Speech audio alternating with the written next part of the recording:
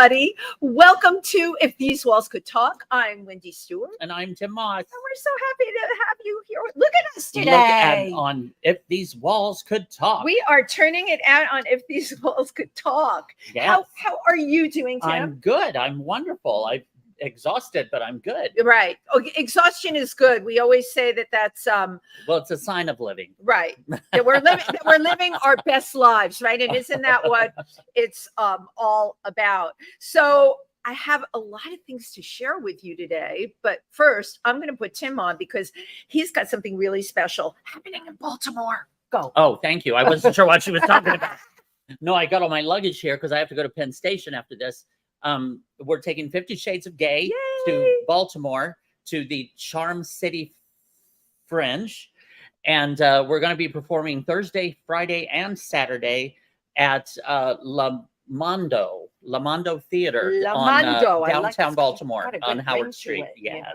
Sounds sexy. Wow, John Waters is from Baltimore. Yes, he is. I'm sure he's And been Divine to that. and Yeah, well, Divine can't come anymore because she's no longer with us. But John Waters, you never know. That's true. You never know who's going to show up because look, we broadcast from Pangea, and Bette Midler was here the other night to see Zora Rasmussen. It was last Thursday. You just never know who's going to walk in the door. I think Zora did the vocal or the music or one of her songs on one of Bette's videos about the pandemic. But how cool that Bette came, came here. That was very cool. And she was instrumental in telling Zora to get back on stage again. Yes.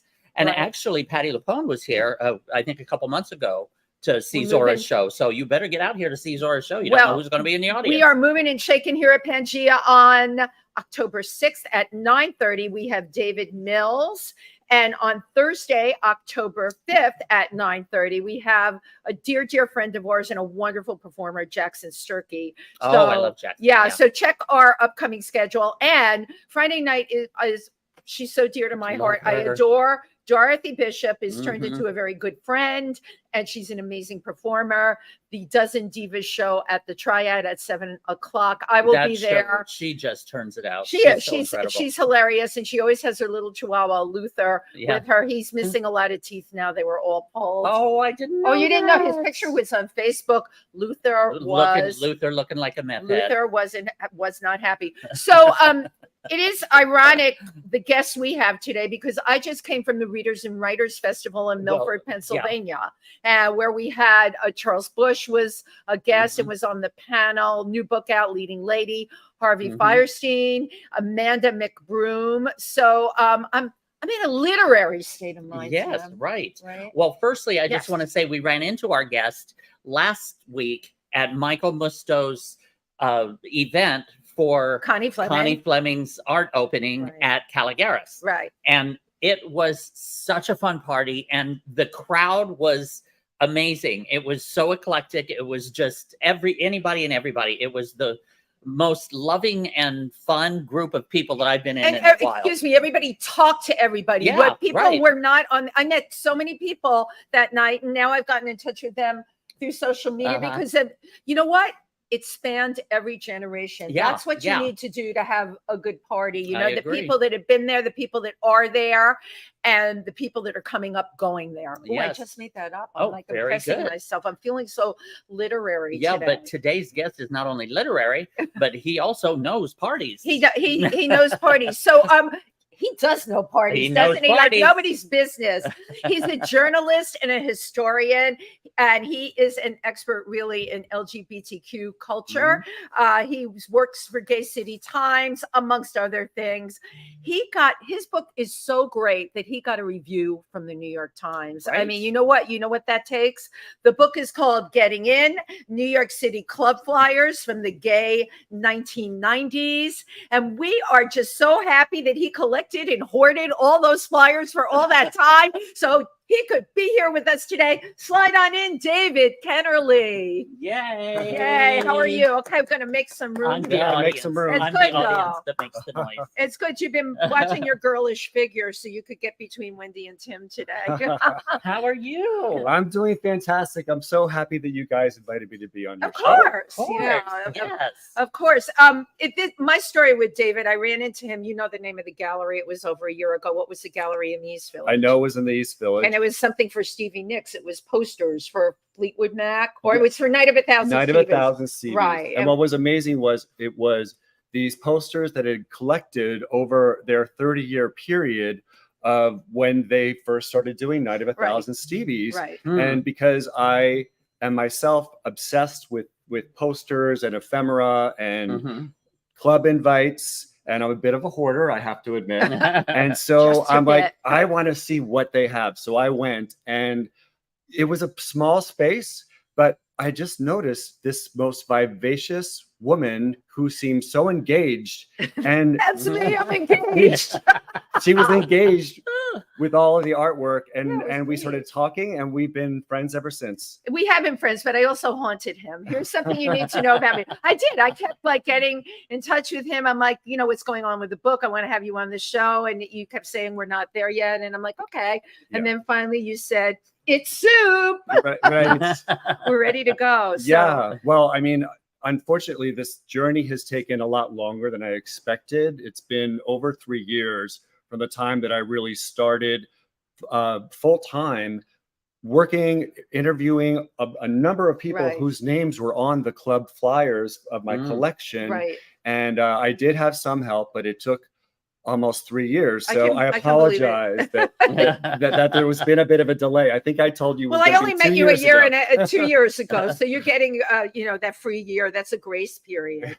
But I have to say the amount of work that would go, because it's not just about the flyers, it's the personalities that were on the flyers. And you've got people like Lady Bunny, Linda Simpson, Keith Haring, Suzanne Barsh, just to name a few. And the book is jam-packed with stories from all of these people, with a foreword by the amazing Michael Musto. Yes. I was you got cred. I was so gratified when he said yes. And the funny thing is we've crossed paths over the years. We're both theater mavens, but I was at Julius and he was at Julius, like playing the trivia, one of those trivia machines like that was there at the time.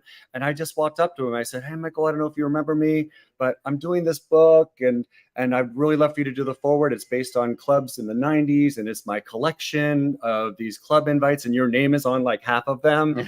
And he's just like, okay. Yeah, of course. I told you have cred, because that is the real deal at the end of the day, And of course, it would happen at Julius. Yes. The history that is just woven. Well, that's the oldest gay bar in New York, isn't it? And, yes. And still, what is so interesting? A lot of the clubs that David has in his book are no longer here. If he didn't write this book, we would not have really a historical Bible of what came in the 90s. That was a very gay, queer time in New York, and what was going on at the time. We had come out of the whole Giuliani thing. Yeah, we were still in the thick of it, actually. And AIDS. All right, and yet these club nights were like sacred. The fact that they happened. And it was before Grindr or any of the things that exist before we now. had cell phones. Yeah, where did you go to meet somebody? Well, you would go to any one of these nights. Exactly. Well, I like to say when people ask me why the 90s, like there are other eras that are just as good. There's always someone that'll just say that. And of course they are. But what I was trying to get at, that the 90s were very special. They were, because sadly, the AIDS crisis was still going on unabated. Yep. Many people were dying, and the clubs were not just a place for people to go and kick up their heels. Of course, that was a main goal, but it was also, they were community builders. They were safe havens. Thank you. And they helped bring people together, because sadly the government was basically turning their backs on us when we needed them most. Yeah. And so we needed to come together. And of course, everyone knows ACT UP as being one of the biggest influential organizations that helped move forward legislation to finally wake up the rest of the country that this is a crisis that is for everybody. It's not just for the gay community. Right. Silence equals death. Exactly. And it shows you what having incredible branding will do, because that was something everyone could jump onto. Yes. Silence equals death. The government was not addressing this at all. And we remember what it was like then, and they had just the cocktails started to get into the public early 90s, but not for every 93. 95 was the actual cocktail with the protease inhibitor. Okay, but so I that knew, was a game changer. Yeah, that but was, certainly there was AZT before that. I'd say AZT killed so many people. I mean, don't even get me started. That was not even to me a real drug. But yeah, they started with enough research to get the protease inhibitors. And again, that was without the support of the government. Right. Which shows you what what a grassroots they were grassroots organization and people getting out there saying we're mad as hell and we're not going to take it anymore. And by the way, I would like to see more of that now, but I digress. I had something I did want to ask you. Okay. I read that initially this amazing book that you put together was rejected. Yes. So how do what did you do? Like, well, I actually took one of those, a class that was just about writing book proposals for agents and publishing houses. So I did my homework, and I had this 20-page proposal. Okay. And I sent it to a number of publishers, and I sent it to some agents, and most people didn't get back to me. And the ones that did said, you know what, this looks really cool, but I think we're going to pass. It's too niche. Wow. And I'm like, it's too niche. And so I'm like, you know what? I'm not going to just like give up. I refuse to give up. That is key to you, David, that you didn't write. You know how many authors have given up? You didn't give up. Right. So I'm like, you know what? I'm going to form my own publishing company. So I found an amazing art director, an assistant art director, a copy editor who I mentioned to you before, Jay Blotcher. Oh yeah, who we all know, of course. Yeah, so he was fantastic at copy editing and a proofreader, and then later on, and then of course I hired a printer in Korea because they do really high quality work that's affordable, so I can keep it affordable for people. How did you put your team together? I honestly, were they people you knew from the clubs? A lot of my teams come from people from the clubs. Yeah, well, definitely. Jay, we've crossed paths before, and I knew he had done he'd done other queer books, so I knew he would be tapped into that scene, and otherwise it was just asking around, and I was very lucky, but it took, like I said, it took 3 years, and now I'm in the throes of distribution, and marketing, but we got thrown for a loop when the New York Times article came out, and we sold out our first edition in 3 weeks after it came out. Right. And that's but let's trace the history of this book. Rejected, considered a niche book. Right. Good enough for the New York Times, though, wasn't it? So much so. But that is the point. Yes. To any artist out there that's listening, you have to keep going. And I'm giving myself a shot in the arm today because Lord knows I have my days where it's like, why am I doing this? Right. Right. So kudos to you. Well, thank you. Yes. Thank you. Have you always been that tenacious? No, but I haven't. But I think it's more because this is so close to my heart. Right. It's not just, it was part of my life. I mean, I tell people this book, while it's a history of a certain period, the clubs, but it's also like a memoir. Absolutely. Like I have this very revealing preface where I talk about things I haven't even told my family. Right. So it's also very cathartic. much Also, it had to be cathartic for you. Yes. So I was more maybe on the quiet side before, but so this is really because it's so close to my heart. It's part of my heart that I'm willing to go, fight for it. Basically, it's incredible to me because I think you had to have been intuitive that, I had the same Club Flyers you did. I threw mine away. Long ago, they meant something to you, that as if inside you knew you were going to do something with them. Yeah. And actually, just take a step back even further, I had just moved to New York. I was just turning 30, actually. I was still just sort of coming out. Curious is the term that they used back then. Curious. And it really wasn't until I went to these clubs that everything seemed to come together. And so you walk in, and I just looked around, especially like the first time I went to the Roxy, which was my favorite club.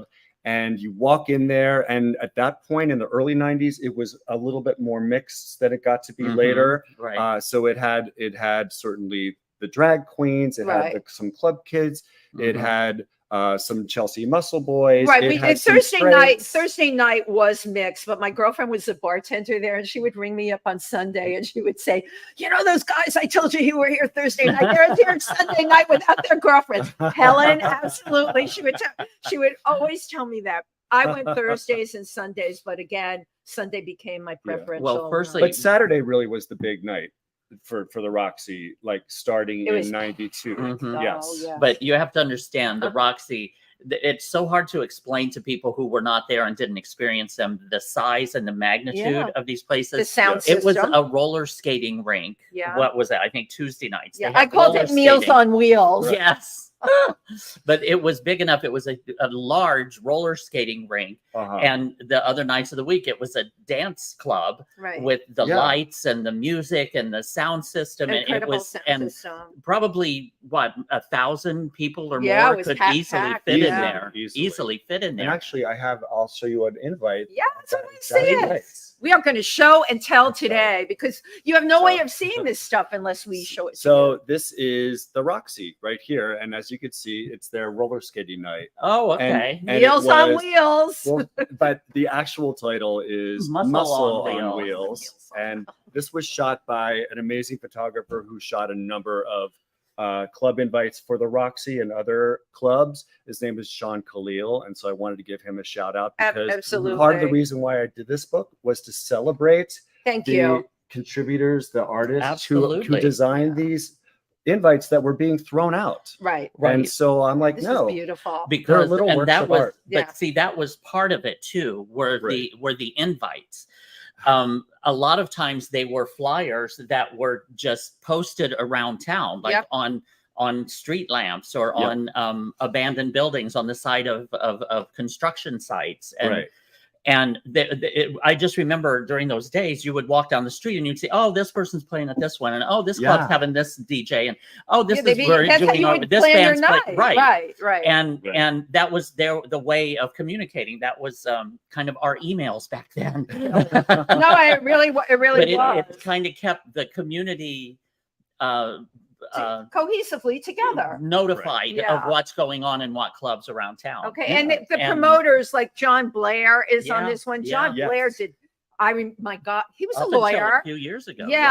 And he just kept promoting and got to know him. And then he ran a club called XL. That was his last club, XL, right? No, he's a partner in some that are silent. He's silent partner though. He doesn't put his name on the invites, but if you go on to John Blair Productions, you'll see that. Good for him. He's got his hand in some stuff now. Yeah. And on some stuff. I was going to say where his hand is somewhere. And the other aspect to the Roxy, which I loved, especially in the beginning, was the drag queen culture. And so here's a perfect example of what was going on at the Roxy. This is Brenda Agogo, who we've actually become friendly since this book came out, because she loved it so much. And this is featured in the book. It's actually a chapter divider as well. Oh, nice. And then you can see on the other side, it does have, her name in big letters. But if you also look closely, you'll see it's David Lee, Lahoma Van Zandt, and Brandywine. Right. Yes. And then, of course, everyone else is on here. Some of these people aren't here anymore. I mean, that's another reason. In many ways, it not only tells you what the time was like, but the amount of people that are not here on the back of these invites, and you don't realize it. We knew it was happening. People would disappear. It was like Invasion of the Body Snatchers. I would go to Studio 54 and the bartender he'd be gone, or someone that you didn't see for a couple of months. What happened? So many of us were like, what happened to this person? But I also wanted to show one of my favorites from the Roxy is someone who you might have heard of, may or may not have heard of, and that's this person called RuPaul, I think it's pronounced. Right. It's French. RuPaul. Right. And so, and she looks like a tramp. Yes, and so this was. And she's laughing all the way to the bank now, isn't she? We're calling her a tramp, and she's laughing all the way. We all knew, and God bless her back in the day. But she was. You know, he was in there working like all the drag queens, right? You know, because what people again now have difficulty in realizing is that the drag queen was always a part of the gay community, but they were usually on the peripheral. Yes. Right. They were always a small group in the club here and there. Right. Exactly. Then they'd have some nights, maybe one night once a month, that was a drag queen night or something. And then they weren't at the forefront like they are now. And also, when I spoke to Michael Musto, he reminded me that throughout the 90s, it became more that the Chelsea Muscle Boys would be downstairs, and then they moved the drag queens up to the Crystal Lounge, right? Which was, which was still a wonderful space. Yeah, but they were sequestered in the lounge, and the Chelsea Muscle Boys really did take over the scene. And now the drag queens have the main floor, and the Muscle Boys are upstairs. There you go.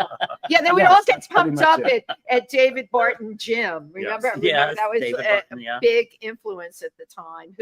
Suzanne Barsh, who has transcended decades. We all remember her club nights from then. I have to give a shout out to her because she really mesmerizes me. The fact that she's still so fabulous and has brought the kids She like brings the children along now. She's just got such a talent for talent. Right. Like to find these younger, fabulous, outrageous people or performers and puts them on stage and just in such a creative way. Well, and also because she's all about fashion, and it's great to see that it's in some ways she's keeping that sort of sensibility that was so prevalent in the 90s with the club kids, especially.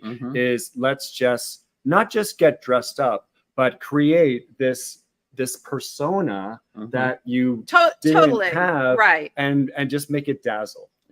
Well, see, again, I'm going back to try to explain what the 90s was like. We didn't have cell phones. So if you wanted to get out to talk to people, to communicate, to hang out, to dance with, you had to go out to a club. So you had to get dressed, you had to get on the subway, you had to go downtown. Well, I'm from uptown.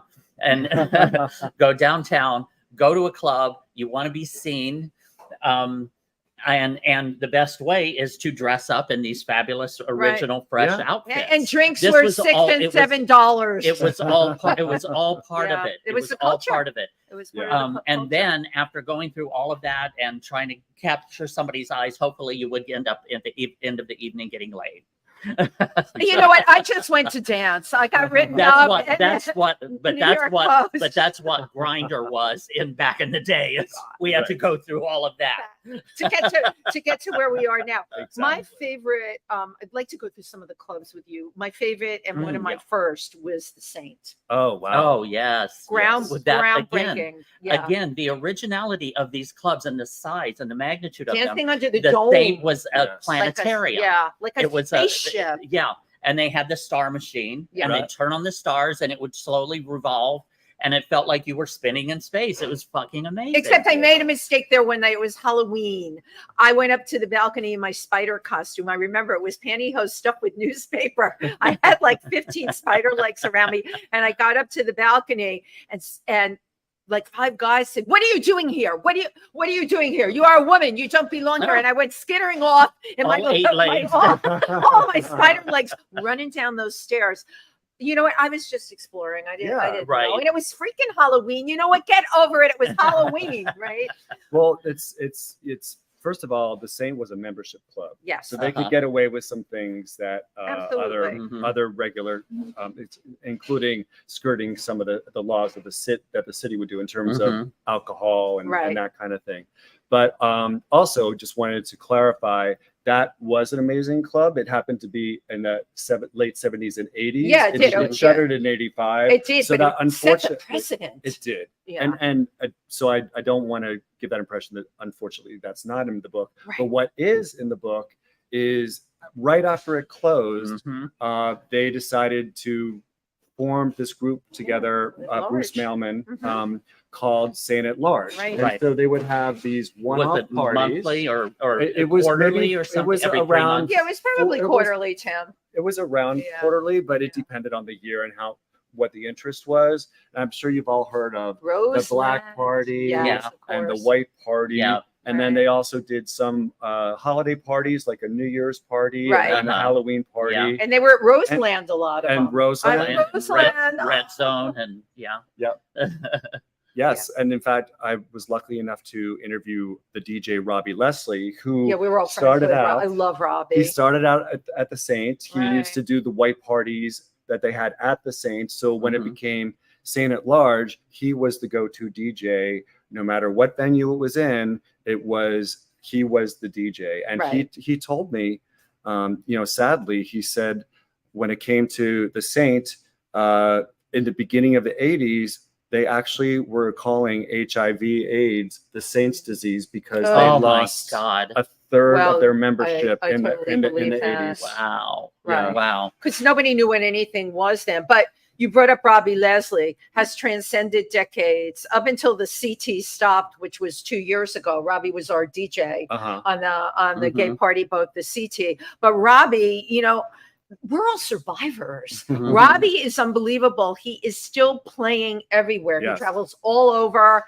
He does big events on cruise ships. He does club nights and everything. There's not a lot of people left around from that time. And I just saw him. Such a great guy. I saw him post today saying, I'm not able to announce it yet, but I think I've got a gig coming up in New York soon. Yeah. So, are you kidding? Yes. Oh my God. So, oh my God. This is why we do this show, because David just shared an important piece. I cannot track everyone on Facebook. Thank you. I am going to go to his page though, and I'll gather my minions together, and we'll figure out how we're go. But like the Saint at Large, again, we didn't have cell phones or anything like that. So the Saint at Large, you would get on their mailing list. Exactly. And then whenever they're having a party, they would send it out to all the people. And they were always fabulous invitations. I mean, the flyers were always great, very sexual and very hot. Yeah. Well, and they were poster size, so they really went all out because they knew that this was such a main marketing tool. Absolutely. And they would hire great artists and photographers to make it special. and designers to make exactly. And those parties would be packed. Yes. Now I have a question for you. Who did originate? I've been to the Black Party, but who originated the Black Party? What was the first club it was ever at? I mean, and who were the people involved? Do you remember? This was like a real piece of trivia. Well, because if it's a Saint at Large Black Party, obviously then the Saint had some Saint at Large had something to do with it. We have to look to see on exactly what the first, because all of a sudden it was just the first time it ever was. I'm like, oh my God, this is like wild. I bet you Robbie would know. Robbie Leslie. We'll ask Robbie Leslie. I should have had him tune in today. So of course you remember Twilo? Absolutely. Yes. And it was on 27th Street. Yep. Oh my God, he's got the address right near Splash. It was actually it was a much further west. That was, but it actually was in the it was in the Sound Factory space first. Yeah, so it was Sound Factory. It was over by Tunnel. Yes. Yeah, it was way west. The West 20s over by the West Side Highway. Yep. That was such a great club. So it was, and what we would do is it was often common for people to go to the Roxy first, say, until 4, and then go on to the Tunnel, which was only a few blocks away, and then do the Tunnel from say 4 to 8. So that was a typical like a 1-2 punch. I remember doing that. It would kill me now. I remember staying out all night and coming home, taking a shower, and going to a modeling job with no sleep. I would be dead now if I had it. There's no way I could do that. What else do you have here? So we haven't talked too much about this. Is the club kids really? Yes. Oh, were you a club kid? I was not actually. But there were other club kids. Yes, there were a number of them, and they had this almost what you might call a residency at Limelight for a few years. Yeah. I remember Limelight. And so I remember the club this kids is one of the club invites, and one of my favorites was Goldilocks. His name. I never met him. I knew the name of Flyers, but I didn't know who that was. Yeah, so he. There was this party called Shampoo in the Shampoo I remember room, that, right? And so he sort of held court there, and on Saturdays. So this is one of my favorite invitations. And then you just mentioned this. The tea. I'm bringing. There's a I tea brought bag this on here, especially for you guys Oh my because God, I know that you tea like. bag. He knew Tim was going to be here.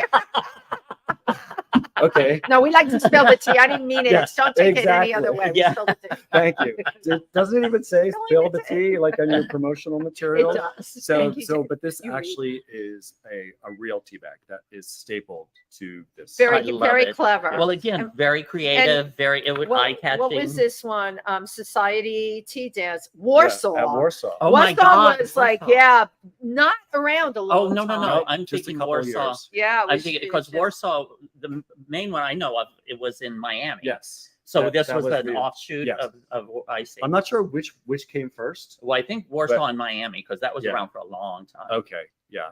So that was great. And then Wow. another thing that I wanted to point out was sort of getting back to that a lot of these club invites also had political Mhm. and altruistic messages. For instance, like, we talk about, I mean, a lot of these were benefits, first Yeah. of all. But And- this was for Manhattan Center Yeah, for Living right at there. Warsaw. Here's Like, a great I example. would say 30% of all of my invites say that they're benefits for something pretty prominently. Right. Mhm. And like, here's one, which is Meat at this for a club called Cause. Meat, Yeah, I which remember was on Meat.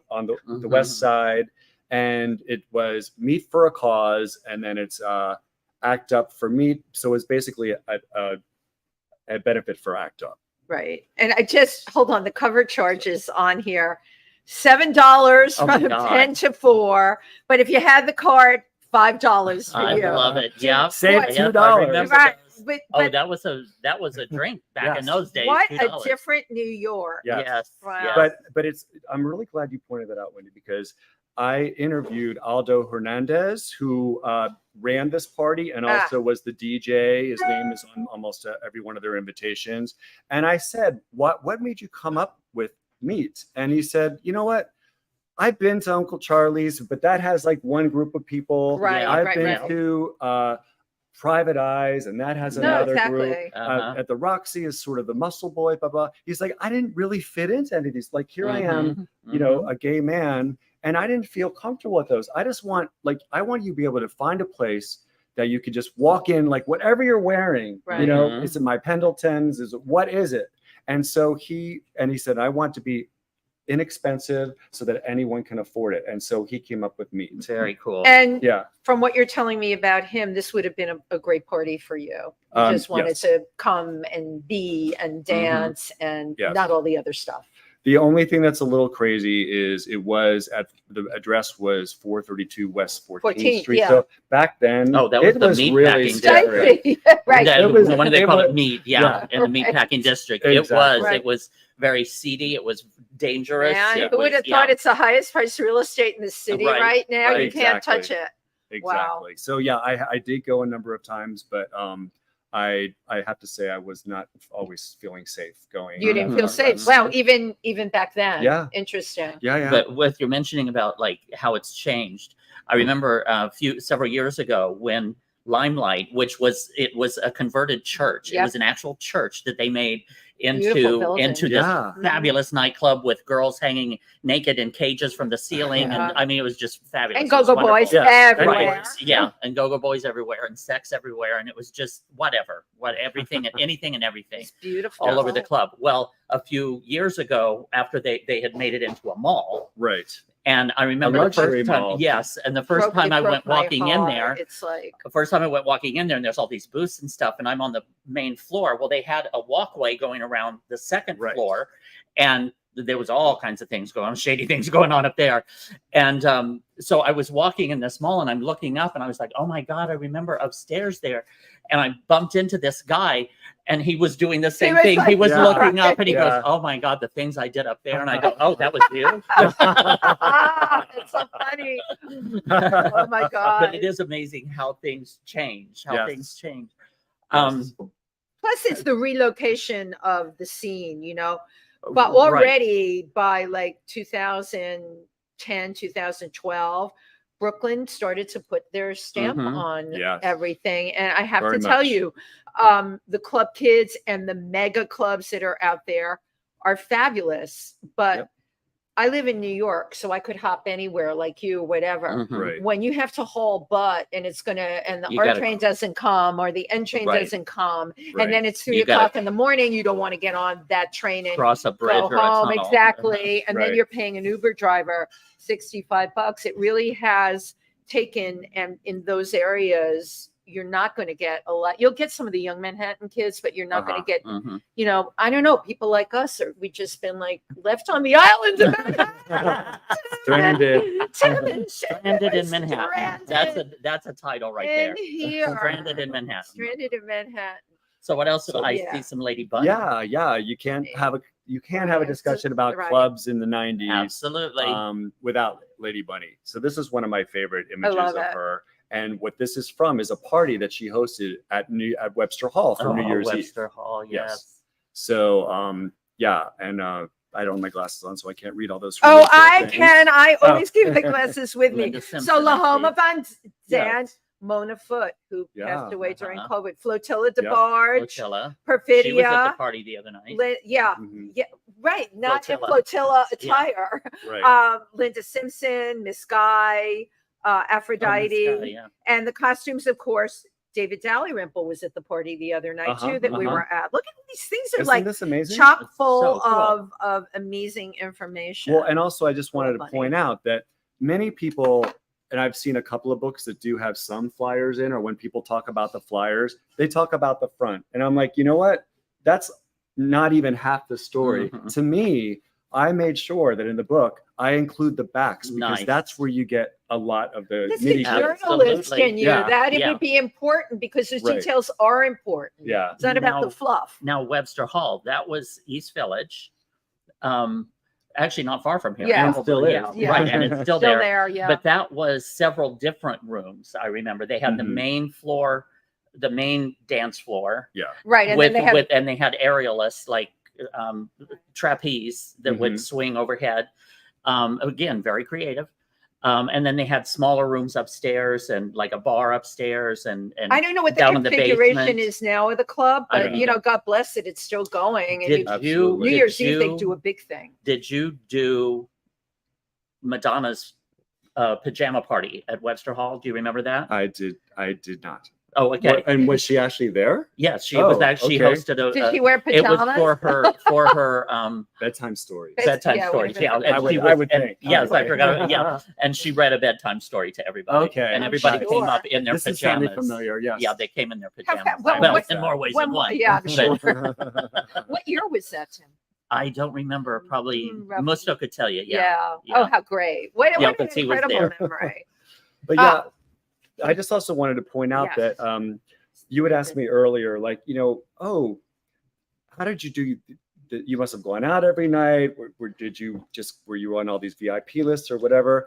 And I'm actually one of the least likely Oh, people to do stop. a book like this because Stop. I did not get on any lists. I didn't get drink tickets. You weren't an A-lister. No, I was just a Same guy here. wearing like a t-shirt and Mhm. Levi's Who liked to and, go out. and boots Right. and maybe some neckwear, you know, when I was Mhm. feeling a Feeling little fancy. saucy, Yeah. you know, and I would go and I would have a great time, but I didn't go out every night the way some people did. I was Thursdays and Mhm. Sundays. Yeah, but I only went to a big mega club maybe twice a month, and then I Mhm, went to right. the smaller ones, Okay. for sure. But anyway, I didn't want to come across like I was just any kind of a club kid or anything like that, because I really was just a normal guy that was so obsessed with these Right. flyers and Mhm. and became a hoarder. Excuse me, right? You're the kept only them. one that had the sense to hoard these things. A hoarder with a D. Yes, yes, Okay. yes. There's a D in there. Hoarder. Yes. Not a horror. But you have how many in your apartment? I have a Total. collection in a secret, undisclosed location Mhm. that I collected over 1,200. Amazing. But it wasn't from going out all of them. It was from I got, as you mentioned, mailing lists like the Of State course. at Large Yeah, mailing list. they would send John some. Blair had amazing mailing lists. Yeah. And I would go to some of the queer-centric clubs, like I'm in stores, like a different like bookstore. Of course, They I know always that. have I know that stacks of bookstore. them. Yeah, they have Or the flyers. Rainbows and Triangles on 8th Avenue was a gift store that had stacks of them. And even this clothing store called the Starting Line. I would just pop in there and just look at them and say, oh, this one's good, this one's good. And also, And keep didn't them. the record stores like Tower Records? Yeah, Didn't they did. have- They did. They had The some. record stores. Yeah. Yeah, you're Yeah. absolutely Forgot right. about that. But you know what? You're the one that thought to collect these things. Yeah. They had meaning to you, which is really, really interesting. Yeah. You weren't out all the time. You were out enough for you. Right. And it's a journalist in you that thought Well- this would make an amazing book. And what Yes. was the motivation behind it? To be honest with This. you, This guy with all the muscles. Look at that. That was a motivation. that was a No, motivation. No, part of it was because I had all these in storage for years. I showed a few friends and they're like, David, these are amazing. You Mhm. have to figure out a way to share these with people. Right. I love And they're it. like, oh, how about if you did a blog or whatever? And I just thought, no, these are analog, like these you hold. If I do something, I don't want it to be digital. I want it to be like a coffee table style Right. book that you can hold in Right. your And hands. that's what you did. Right. Yeah. That's exactly That's what I did. And I wanted to do my part and contribute to what I think is a really important chapter and maybe an unsung chapter Unsung. of New York club Right. history. Yes. Yes. So- Yes. Well, have you been, you did something with the New York Historical Society. Yes. For Stonewall 50, which was a few Mhm. years ago, they had a NYC nightlife exhibit. Right. And Mm. somehow the curator was able to get a hold of me and said, I heard you've got this collection. Mhm. I'm like, who told you? The words and, out. and she wouldn't, first I showed her a handful of them and she goes, I want to see every single one of yours. And I want to put some of them in An exhibit. this exhibit. Wow. And so quite a few of them were in there. That's Yes. wonderful. Well, it's great that you Yeah. contributed. I went to that at the opening party with Roll Arena, Yes, who I was had a there. whole section devoted to her. You Absolutely. can't talk about New York nightlife without talking about Roll Mhm. Arena. Yeah, you know? no, she was such a huge I figure. love it. You've all contributed to history. Right. So tell us about this one. No, this is basically was this party Pulse. that was it was called Factoria, and when it was at this at Twilo, but it was also called Factoria 21 when it was on 21st Street, when it was at Sound Factory Bar. Okay. So Christ. it jumped around. Like, Taking me back. Yes, it jumps. I know, but it jumps around, and it was mostly for people of color, men of color. So that was, from what I understand, it was and it was on a Thursday night, so it was a really fun party. right. I just remember at Sound Factory Bar, I was on stage one time in my underwear dancing. And that's Okay. all you Yeah. remember. That's all You you don't remember. doesn't I don't remember remember how one I other got- thing. Probably had a shirt on like this in his underwear. No, I was just my Ju- underwear. Just your I underwear. stripped down Okay. to just my There you underwear go, Tim and Moss. my combat boots and dancing on the That's stage. it. That was your I also ticket. another one of my favorites, which you mentioned briefly, features Mona Foot. Yeah. Mhm. And so this is one of the few invites that I actually have from Barracuda, which is Wow. maybe thought more to be, it's sort of a half cross between a bar and a club. Yeah, Right, yeah. And so right. the bars didn't produce that many of Right. these club invites because they didn't have special nights, which is why the book doesn't, it has some of them, but it features more the ones in this case. They have a stage in the back. They still do. It's Right. still around. One of the very few clubs that I have featured from the 90s that is still Mhm. around. And I just love them. Well, I love that Mona, this will tell you, Mona survived AIDS in New York, Yeah. but was one of the first people to go during the pandemic because of the stupidity of the hospitals here Yes. and not being, it just, this is a real New York story. I hope somebody does decide to do a film Mhm. about the Her life story. of Mona Yeah. Foot. They should definitely do Yeah. a tribute. Nashom is. Yeah, but I knew. Now something on here has caught my Oh, attention. okay. Well, one more thing about okay. the Yeah. Mona Foot Star Search is people have said that the format of that was the template for RuPaul's Drag Race. Wow. Oh wow. Yes. Uh-huh. Wow. And oh God, yeah, I remember now. Yeah, Yeah, because a you lot of do. the drag queens, It was a drag competition. queen competition, right? I Exactly. forgot about that. Yeah. So now, okay, so you just managed to pull Of out course he this did. particular Well, one. I just saw this on there. Deep throat. Well, first I'm going to show this part, which Okay. is back in the day in the 90s, they had something called a big dick contest. And so, but as you said, often they often, like in this case, they're showing, drag queens that are sort of part of the evening because it often wasn't, they would turn up in the most unlikely evenings. As drag queens do. Yeah. And this is a party at a club called King, which is on 6th Avenue. Right. Like in the That was around like down in right by like Splash. Tribeca. No, Oh, it in was Chelsea. by Splash. Oh, Yeah, It was by Splash. I never went to that club. I don't think I did. Their either. flyers. All I saw was the Deep flyers Throat didn't do on there. anything for me. Oh my God, this girl looks just like me though that they used in the corner. Way I'm holding that up that It's way. Wendy. It's me. That could be At me. Deep Is it, Throat. like, is it head of lettuce maybe? I'm serious. It's someone like No, that. I don't know who it is. Okay. But, oh my God. Oh, this is cute. I love this. Manhole. This is All right. So this is a club called Manhole, which obviously God had some bless. sort of a back room and was very Activities. sex positive, shall we say. Yes. And so the club was called Manhole, and it was at this place called Wunderbar. I remember And Wunderbar. The other side, if you look closely, it says Glory Hole to Go. So, and it's actually put your got, dick here. it actually has a hole in it. And you can carry it with you. You can carry it with you. It's For portable. for emergencies. Right. So, there's all kinds. The creativity. Yeah, the it really creativity is in our- unbelievable. It's interesting because we're talking about a very heady time, pardon the pun, in New York, Yes. when people were dying, and yet we're having all of this advertisement for sex. Mhm. And then Yes. you had groups out, that were actually picketing against barebacking Right. and that kind of thing. So this is really a dichotomy when you think about it in history. Yes, it is. I don't. How did these things? I don't know how these things existed side by side. I think didn't they used to have condoms. Yeah, I remember and- seeing that. I mean, it was because it went from no condoms to condoms Right. all the time Right. in the 80s, and it's funny you should say that because you just Yes.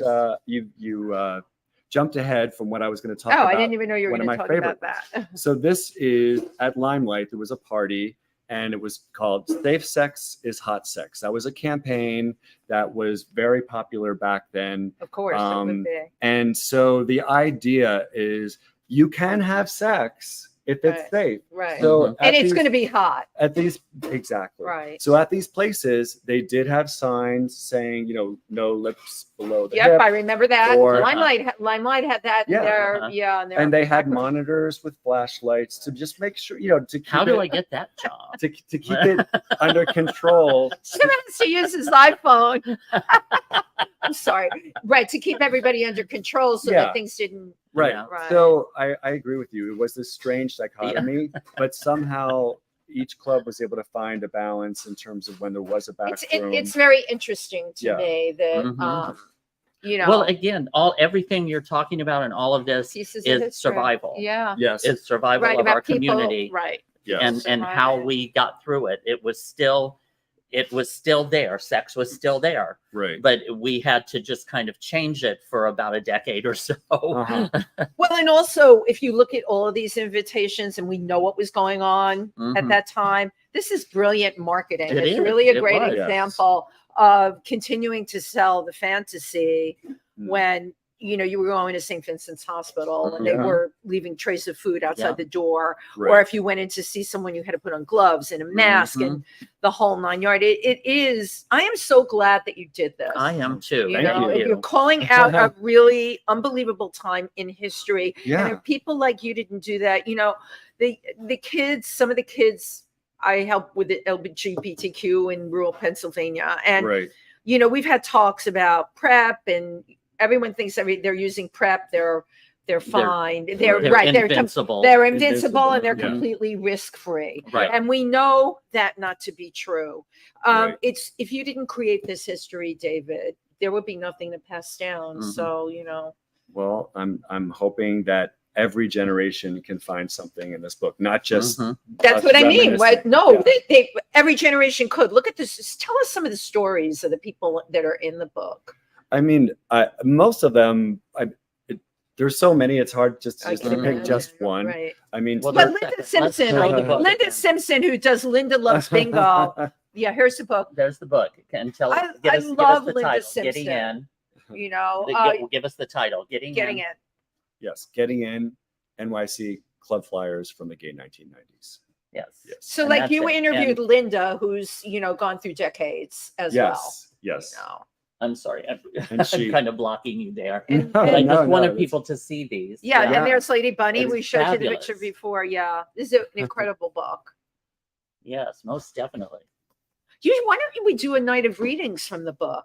Here I go with another great idea. Another good idea. Yeah, definitely. But I find that what it does is it spurs other people to tell their own stories. So what I probably spend an hour a day on social media, not wasting time, but actually responding to people that have taken the time to write 5 paragraphs about their meeting their partner, their husband at the Roxy or whatever it is. And I just find it so gratifying. And I feel like instead of just hitting you do have to answer, right? I want to answer. Yeah.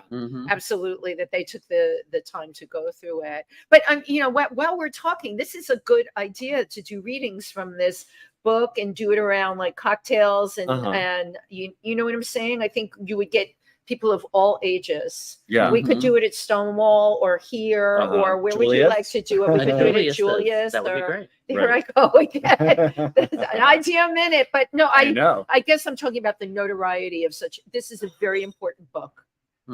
I'm glad you think so. I absolutely worked very hard on it. Well, yeah. When are you going to have a book launch and book signing? Yes, we are waiting for the second edition to arrive in November. Okay, and cool. Then we're planning to do something hopefully in a 90s related venue. Oh, that would be great. And maybe Barracuda. And maybe have a host committee that is all compiled of 90s names. Great. Tim and I are volunteering right now to be on that. Yeah, that would be great. No, I would love to get people jazzed up. Yeah. If you saw how great Connie Fleming's party was, right, and it wasn't just people from the 90s. Everybody was attracted. Nice right. Let's make a great happening and celebrate you. Now, in the book. Where can people find out more about your book? Okay. Right now, because I was self-publishing, the distribution is somewhat limited. There's a website called gettinginclubbook.com where people have Club Book. Okay, gettinginclubbook.com. Yes. Okay, and here so, it is. You can pre-order it. Yeah, We're that's calling what I it was pre-order. pre-order. Yes, and then as soon as it comes in, we will ship it to you. But this is a huge book, huge book with so many stories and so many memories. And Danceteria. Oh my God! I was at the same time as Madonna and Jelly Bean and were. Madonna at the Roxy. Yes.